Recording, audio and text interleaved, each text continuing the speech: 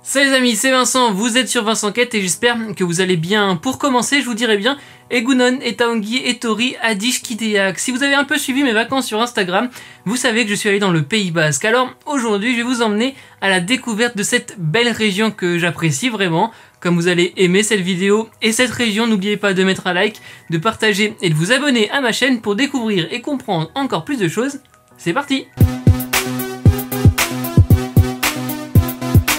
Tout d'abord, c'est quoi le Pays Basque? Le Pays Basque n'est pas et n'a jamais été un État souverain. C'est un territoire présent sur deux pays, la France et l'Espagne. Le Pays Basque français au nord, c'est l'Iparralde et le Pays Basque espagnol au sud, c'est l'Hegoalde. Chaque partie est divisée en provinces, 4 en Espagne avec la Navarre, la Biscaye, la Lava et le Guipuscoa, et 3 en France avec le Labourd, la Soule et la Basse-Navarre. Ces 7 provinces, ce sont donc 3,1 millions d'habitants répartis sur 20 600 km², soit un peu plus que le Qatar ou l'Arménie pour donner un ordre de grandeur. Mais l'Iparralde ne représente que 15% du territoire, un peu plus grand que Luxembourg, pour seulement 10% de la population. D'ailleurs, un Français sur 220 est basque. Vous en avez l'habitude dans presque toutes mes vidéos, on fait un peu d'histoire pour mieux comprendre le présent. On a des traces des premiers ancêtres des Basques vers moins 13 000. À l'époque de la Gaule, le Pays Basque est soumis à l'Aquitaine. Avant l'an 1000, la Navarre prend le dessus et devient un royaume important avec pour capitale Pampelune. En 1589, la Navarre devient française avec Henri IV.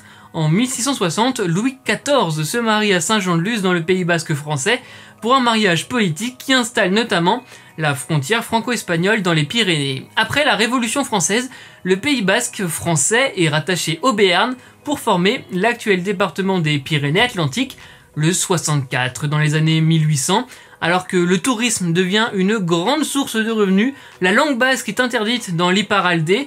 Dans l'Hegoalde, les Basques se révoltent pour leurs droits et libertés. C'est la naissance d'un nationalisme basque que l'on connaît toujours aujourd'hui d'ailleurs. Et encore, l'ETA, le mouvement nationaliste basque, a assassiné entre autres un premier ministre de Franco avant que le mouvement ne soit dissous en 2018 après de nombreux attentats. En France, vous le savez, on connaît bien nos régions grâce à toute la gastronomie. Je vais vous présenter quelques-uns des phares de la gastronomie basque. Il y a tout d'abord le gâteau basque, je crois qu'il est assez connu en France. Du beurre, du sucre, de la farine, c'est un peu lourd, faut l'avouer, mais c'est excellent. 2 couches de pâte sablée avec une crème pâtissière au milieu. Vous voyez la recette officielle à côté de moi pour le gâteau basque à la crème, le vrai. Il existe aussi la version à la cerise que vous pourrez trouver dans les boulangeries basques. Et enfin, je vais vous recommander le musée du gâteau basque, à Sarre, juste à côté de la Roune, et de son petit train, un autre incontournable de la région. Il y a aussi le piment d'Espelette, qui soit frais, en corde, on en voit par exemple sur les façades des maisons, ou en poudre. Il est arrivé vers 1650 en France, dans la région d'Espelette, d'où le nom, et il bénéficie d'une AOP, l'appellation d'origine protégée, très stricte, car l'aire géographique couvre seulement 10 communes. Et puisque je parle de piment d'Espelette, je dois aussi parler d'Achoa de veau, mais aussi de canard, j'ai découvert cet été. C'est officiellement l'un de mes plats préférés. Pour le plat original, c'est un émincé de veau cuisiné avec du piment d'Espelette. Vous voyez ici les ingrédients pour 4 d'après la maison du piment qui se trouve à Oustaritz. La culture basque, évidemment, ce ne sont pas que des plats, c'est aussi une vie sportive assez riche. Et je vais commencer avec la pelote basque qui a même sa fédération française. C'est un spectacle très beau à voir, spectacle sportif.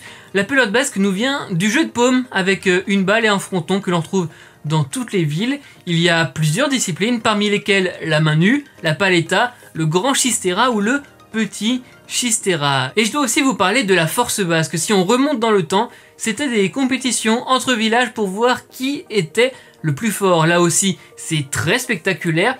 Il existe 8 disciplines qui étaient inspirées des travaux quotidiens d'autrefois. Vous voyez la liste à l'image, on a donc du tir à la corde, du porter de bidon, du sprint avec des sacs, de la scie, ou encore des charrettes. Et je vais parler en détail de 3 épreuves parce que oui, j'ai des images. Par contre, elles datent de 2012 et je les ai tournées à Hendaye. Déjà à l'époque, je voulais filmer pour vous. D'abord, l'épreuve des bûcherons. Comme tout, elle est très physique car il faut couper un nombre donné de troncs.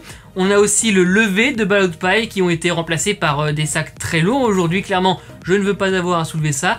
Et enfin, le lever de pierre avec des pierres jusqu'à 300 kg. En tout cas, chapeau à tous ces sportifs incroyables. Euskara badagizu, esh badakit. Et moi non plus d'ailleurs, soyons honnêtes. Et en passant, pardon à tous les Basques qui ont peut-être les oreilles qui saignent quand j'essaye de parler cette belle langue. Car oui, je vais pour terminer cette vidéo parler de la langue basque. On a vu au début qu'elle a été interdite.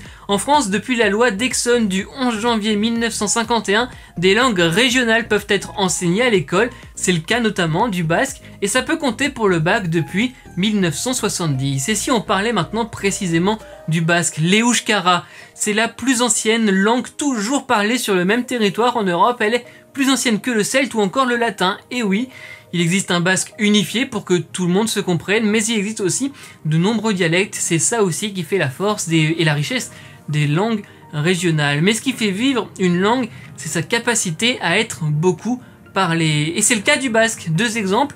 Le premier, les panneaux sur les routes, notamment des villes, avec le nom français et basque des communes. Deuxième exemple, avec de nombreux médias qui émettent en basque. C'est le cas de ces radios, je vous fais le doux plaisir pour vos oreilles de ne pas les prononcer. Mais aussi le service public, audiovisuel, en partie avec France Bleu ou France 3, ou encore l'hebdo Eria. Et allez, pour finir, un petit mot des ikastolak, des écoles associatives où l'enseignement est majoritairement fait en euskara. Les ikastolak sont réunis au sein de CHK, qui est la fédération de ces écoles basques. Leur premier objectif, sauvegarder la langue basque. Ce sont des écoles privées sous contrat qui sont donc reconnues par l'éducation nationale. On apprend sur leur site qu'il existe maintenant 38 écoles, dont 4 collèges et un lycée, avec un total de 4200 enfants scolarisés. C'est donc la fin de cette vidéo. Merci les amis d'avoir regardé. J'espère que vous en savez plus sur le Pays Basque. Je vous ai peut-être donné envie d'y aller faire un petit tour prochainement. N'oubliez pas de mettre un like, de partager, de vous abonner à ma chaîne. Vincent Caisse et des vidéos toutes les semaines, aussi sur Twitter, Instagram et TikTok. N'oubliez pas les amis, soyez heureux, restez curieux.